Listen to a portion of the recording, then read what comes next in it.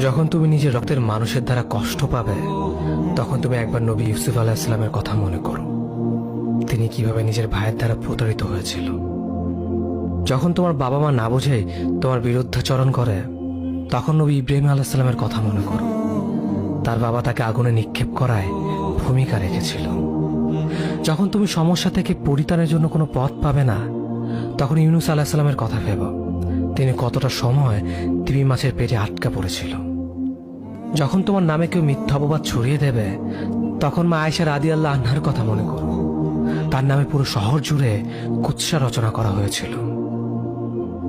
যখন তুমি অসুস্থ ব্যথার যন্ত্রণায় কাতরাতে থাকো, তখন নবী আইয়ুব আলাইহিস সালামের কথা ভেবো। তিনি ভয়ঙ্কর এক ভাইরাসজনিত রোগে আক্রান্ত হয়ে তোমার থেকে বেশি কষ্ট পেয়েছিল। যখন তুমি দিনের কোনো বিধান নীতিতে যুক্তি খুঁজে পাও না, তখন নবী নূহ আলাইহিস সালামের কথা ভেবো। তিনি কোনো প্রশ্ন ছাড়াই মরুভূমিতে নৌকা তৈরি করেছিল।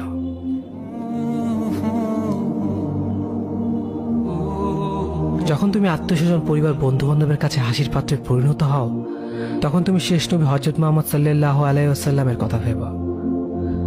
রাসূল সাল্লাল্লাহু আলাইহি ওয়াসাল্লাম বলেছিলেন, সবচেয়ে বড় পরীক্ষা দিয়ে সব থেকে বড় পুরস্কার আসে।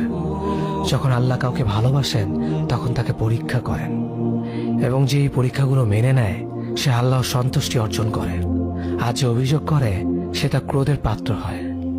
হে আল্লাহ, তোমার কথা মনে করা, তোমার প্রতি কৃতজ্ঞ হওয়ার এবং তোমার ইবাদত করার তৌফিক আমাদের দান করো। আমিন। যেভাবে তুমি সন্তুষ্ট হও, সেভাবেই আমাদের পরিচালিত করো।